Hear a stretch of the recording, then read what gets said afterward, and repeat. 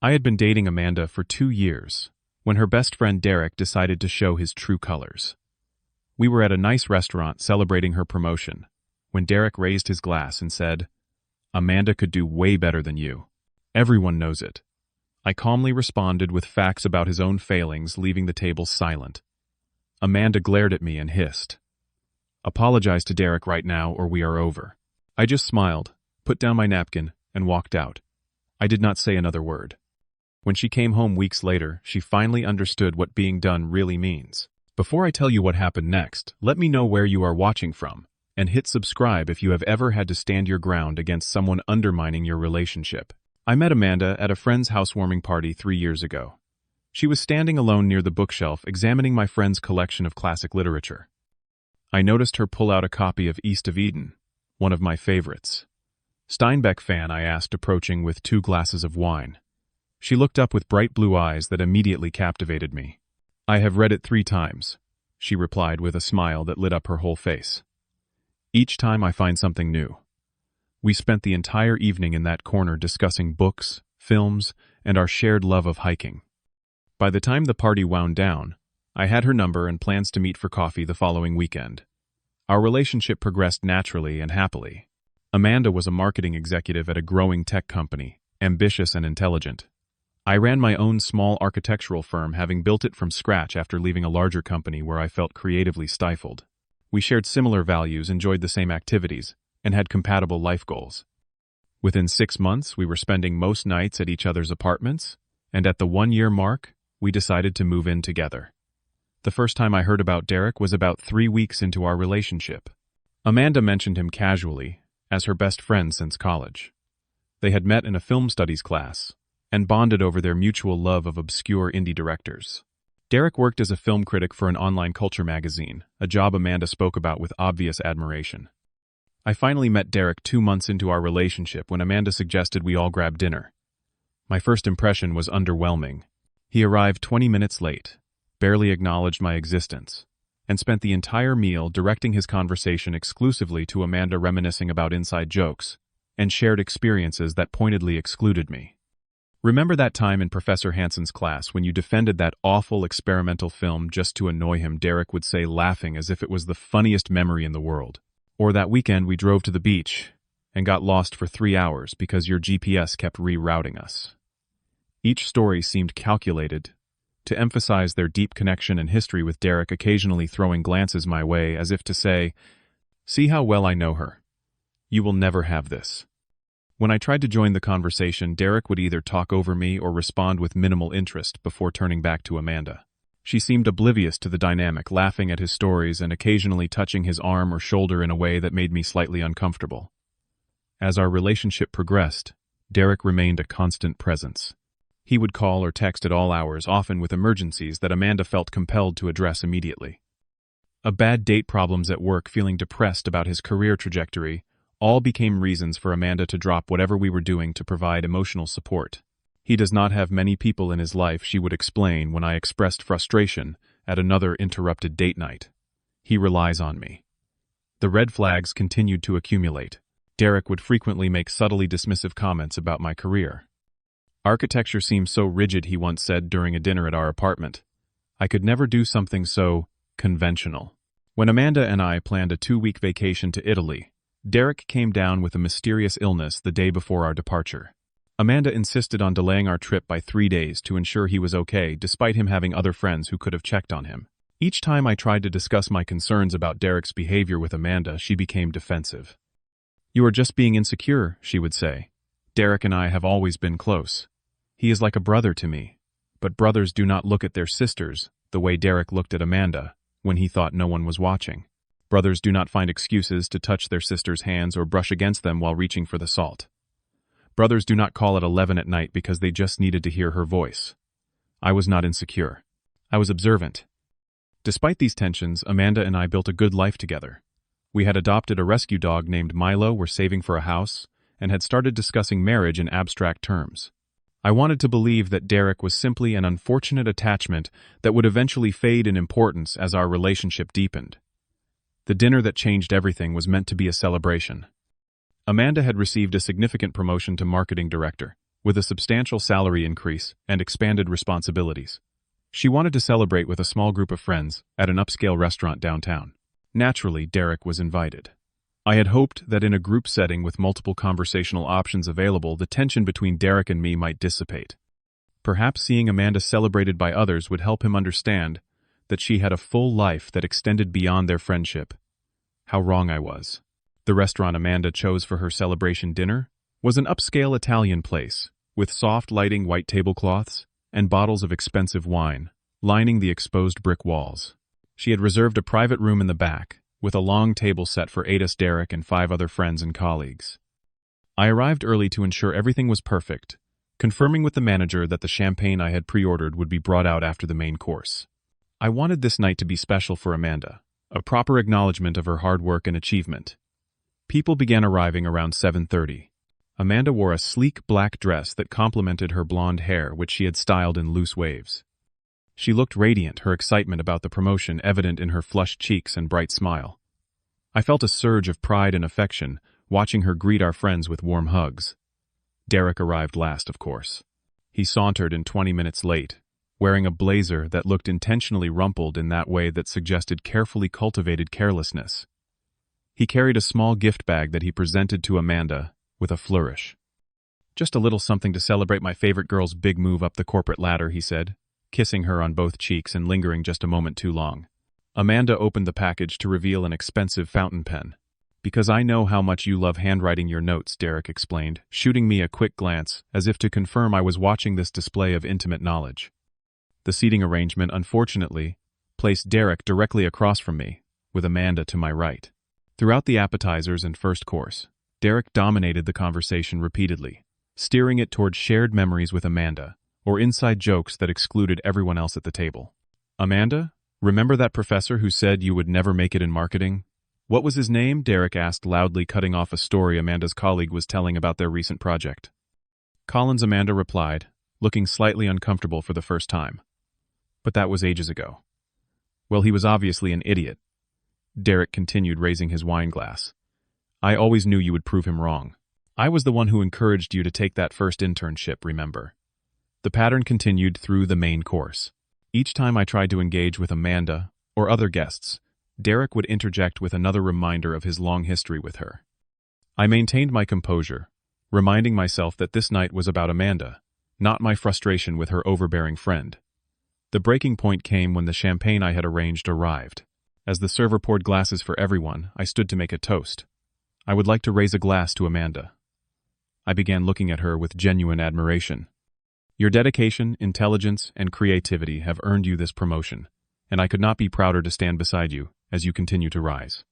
To many more successes ahead." Everyone raised their glasses, but before Amanda could respond, Derek cleared his throat. "I would also like to say something," he announced, standing and effectively stealing my moment. "Amanda and I have been friends for 10 years now. I have seen her grow from an uncertain college student to the powerhouse she is today. And while this promotion is great," he paused, looking directly at me, "I think we all know she could do way better than her current situation, both professionally and personally." The table fell silent. Amanda's smile froze. Our friends looked uncomfortably at their plates or wine glasses. Derek continued, his voice taking on a mocking tone. "I mean, let us be honest. A small-time architect with a tiny firm, no one has heard of Amanda, could have her pick of successful men. CEOs, doctors, anyone. Everyone knows she could do way better than you." The silence that followed was deafening. All eyes turned to me, waiting for my response. I could have shouted, caused a scene, or stormed out. Instead, I took a slow sip of my champagne and set the glass down carefully. "Interesting perspective," Derek, I said calmly. "But I wonder if your assessment might be colored by the fact that Amanda has consistently rejected your romantic advances throughout your friendship. Or perhaps by the reality that while I have built a sustainable business doing what I love, you are still writing film reviews for a website with declining readership. Or maybe it is simply that watching Amanda build a life with someone else forces you to confront your own stagnation." Derek's face flushed deep red.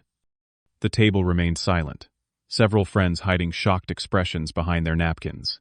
I continued, my voice still measured. "Amanda chose me not because I am the best option available to her, as if relationships are some sort of transaction, but because we build each other up. We support each other's dreams without resentment or possessiveness." That is something you have never understood about love, Derek. It is not ownership. Amanda stood abruptly, her chair scraping loudly against the floor. Her face was a mask of anger, but surprisingly it was directed at me, not Derek. How dare you speak to him like that, she hissed. Derek has been nothing but supportive of me for years. You have no right to attack him. I looked at her incredulously. Did you not hear what he just said about me? About us? He was just joking, she insisted, though Derek's comments had carried no hint of humor. You took it too seriously and responded with cruelty. The other guests shifted uncomfortably in their seats, clearly wishing they were anywhere else. Derek had composed himself, and now wore an expression of wounded innocence that made my blood boil. Apologize to Derek right now, Amanda demanded, her voice trembling with anger, or we are over. The ultimatum hung in the air between us. In that moment I saw our entire relationship with perfect clarity. This was not the first time Amanda had chosen Derek over me, but it would be the last. I smiled, placed my napkin beside my plate, and stood up. Without a word, I walked out of the private dining room, through the main restaurant, and into the cool night air. My phone began buzzing in my pocket before I even reached my car, but I did not look at it. There was nothing left to say.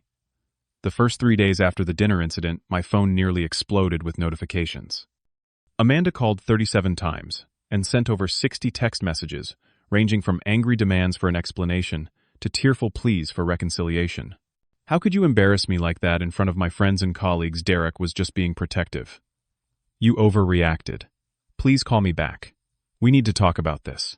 I did not mean it when I said we were over. I was just upset. I read each message but responded to none of them.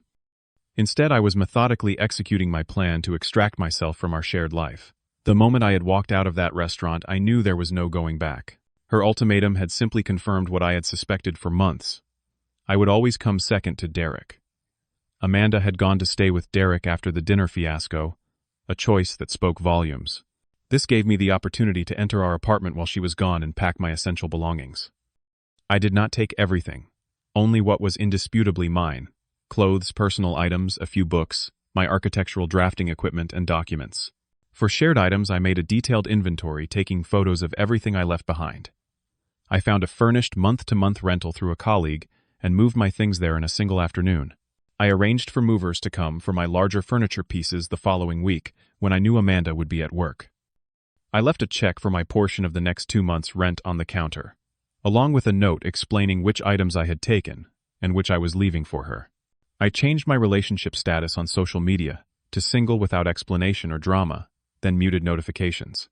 I informed our dog walker that Amanda would be handling Milo's care going forward and paid him a generous final tip. I redirected my mail to a post office box and updated my address with banks, credit cards, and other important services. Each action was a deliberate step away from the life we had built together. Each completion brought a strange mixture of pain and relief. By the end of the first week, Amanda's messages had shifted from anger to confusion, and finally to concern.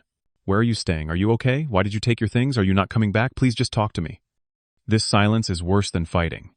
I maintained my digital distance, but there was no avoiding the real world entirely. Several mutual friends reached out, having heard Amanda's version of events. According to her, I had inexplicably lashed out at innocent Derek, humiliated her during her celebration dinner, and then disappeared without explanation. Some friends accepted this narrative without question, and sent messages expressing disappointment in my behavior. Others, however, seemed skeptical.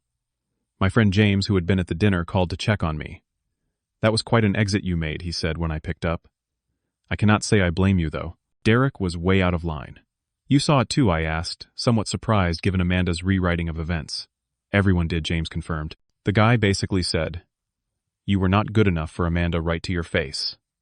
Your response was actually pretty restrained, all things considered. These conversations helped confirm I was not crazy or overreacting. Derek had been undermining our relationship for years, and Amanda had enabled him every step of the way. During this period of separation, I channeled my emotional energy into self-improvement. I extended my work hours, taking on 2 new clients I had previously been too busy to accommodate. I joined a rock climbing gym and went 5 times a week, exhausting my body to help quiet my mind. I reconnected with old friends I had gradually seen less of, during my relationship with Amanda rebuilding connections that had weakened, while I was focused on a relationship that, in retrospect, had been fundamentally unbalanced. 3 weeks after the dinner, Amanda escalated her attempts to contact me. She showed up at my office, but I had forewarned my receptionist, who politely informed her I was unavailable. She sent emails to my work account, which I filtered into a separate folder without reading.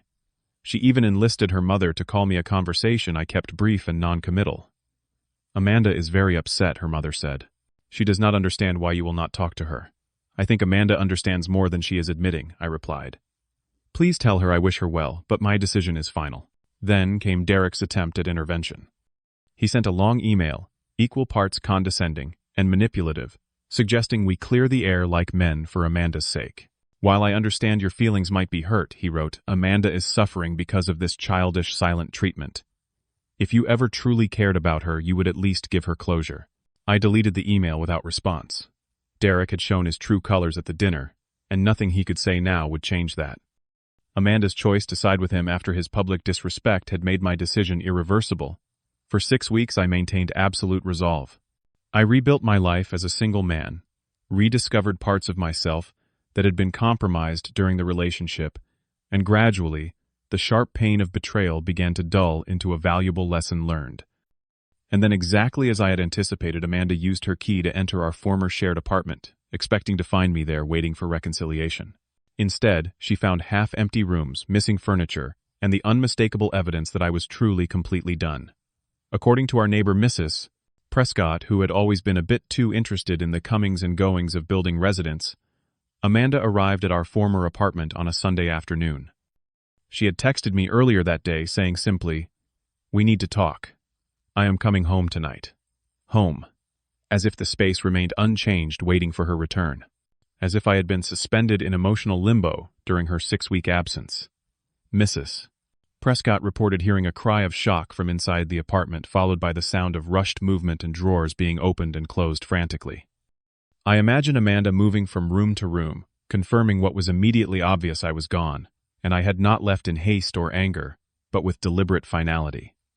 The calls began 20 minutes later. You moved out. Without telling me, Amanda's voice was raw with disbelief when I finally answered on the 3rd attempt. I left a note, I replied evenly. And a check for rent. A note, a check. That is how you end 2 years together, her voice cracked. Where are you? We need to talk face to face. I do not think that is necessary, I said. I think we said everything at the dinner 6 weeks ago. That was just one fight, people fight. You cannot throw away everything we built over one stupid argument. It was not the argument, I explained calmly. It was what the argument revealed. When you demanded I apologize to Derek after he publicly disrespected me, you made your choice clear. I simply accepted it. There was a long pause before she spoke again, her voice quieter. I made a mistake. I was caught off guard and reacted badly. But since then, I have realized some things about Derek, about how he has been influencing me. This caught my attention, but I remained cautious. What things can we please meet? I do not want to do this over the phone. I agreed to meet at a neutral location, a coffee shop downtown where the public setting would discourage dramatic scenes. When I arrived the following evening, Amanda was already seated at a corner table, looking smaller somehow, her usual confidence diminished. Dark circles under her eyes suggested weeks of poor sleep. Thank you for coming, she said as I sat across from her. Her hands wrapped tightly around her mug as if seeking warmth. You wanted to talk, I replied simply. So talk. She took a deep breath. After that night, I stayed with Derek. I was angry and hurt, and he was, supportive at first. But as days passed, things got weird. He kept bringing up all these reasons why we should not get back together. He would remind me of every small argument we ever had, every time you had supposedly let me down. When I would defend you, he would get irritated and accuse me of not valuing his advice. I listened without comment, my face carefully neutral. Then last week I saw messages on his phone while he was in the shower, she continued. He has been telling our friends that you were emotionally abusive, that you controlled me and isolated me. Complete lies. When I confronted him, he got angry, said I invaded his privacy, but eventually admitted he has had feelings for me for years. I know, I said simply. Her eyes widened. You knew. It was obvious to everyone except you. Or maybe you did know on some level, and enjoyed the attention. She flinched at this, but did not deny it. Maybe. I do not know anymore. But I do know that I made a terrible mistake at that dinner. Derek was completely out of line, and I should have defended you. Instead, I let years of his subtle manipulation cloud my judgment. Even if that is true, I said carefully, it does not change the fundamental problem. For 2 years, you consistently prioritized Derek's feelings over mine. You canceled our plans when he needed you, dismissed my concerns about his behavior, and ultimately, when forced to choose between us, you chose him without hesitation. Tears filled her eyes. I know, and I am so sorry. But I am choosing you now. I have cut Derek out completely. Blocked his number, removed him from social media, everything. It is too late, I said gently but firmly. What happened at the dinner did not create problems in our relationship. It exposed them. You and I want different things. You want someone who will accept being second place in your life. I want a partner who puts our relationship first. That is not fair, she protested. One mistake does not define me. It was not one mistake. It was a pattern I ignored because I loved you. But I respect myself too much to ignore it anymore. We talked for another hour, going in circles, as Amanda alternated between apologizing and trying to convince me that we could fix things. Eventually, when it became clear my position would not change, she asked the question that had apparently been bothering her for weeks. How could you just leave like that? No fighting, no discussion, nothing. Like I meant nothing to you. I considered this carefully before answering. When you issued that ultimatum, something clicked for me. I suddenly saw with complete clarity that I deserved better than being forced to apologize to someone who had disrespected me in front of everyone we knew. Better than constantly competing with your best friend for priority in your life. I did not leave impulsively, Amanda. I left because staying would have meant continuing to compromise my self-respect. She wiped away tears. So, this is really it. After everything we shared, yes, I said simply, this is really it. As I walked away from the coffee shop that evening, I felt a weight lift that I had not even realized I had been carrying. In the weeks that followed, mutual friends reported that Amanda had indeed cut ties with Derek, whose manipulative behavior had become more apparent to everyone once they knew to look for it. Several friends who had initially taken Amanda's side reached out to apologize and acknowledged that they had witnessed Derek's inappropriate behavior over the years, without saying anything. 6 months after our breakup, I unexpectedly met Elise at a client's office, where she worked as an interior designer. Our professional collaboration gradually evolved into friendship, and eventually romance. The contrast between my relationship with Elise and what I had experienced with Amanda was striking. With Elise, there were no unspoken competitions, no divided loyalties, no need to constantly assert my place in her life. Looking back, I realized that sometimes being done is not about anger or punishment. It is about recognizing when a situation has revealed fundamental incompatibilities that cannot be resolved. It is about having the courage to walk away from something familiar, but flawed, to create space for something better. Have you ever had to walk away from a relationship where you were not being valued? Share your story in the comments below. If this resonated with you, please hit the subscribe button and like this video. Your support helps these stories reach others who might be struggling with similar situations. Share this with someone who needs a reminder that setting boundaries is not selfish, it is necessary for self-respect. Thank you for listening, and remember that sometimes the most painful endings lead to the most beautiful beginnings.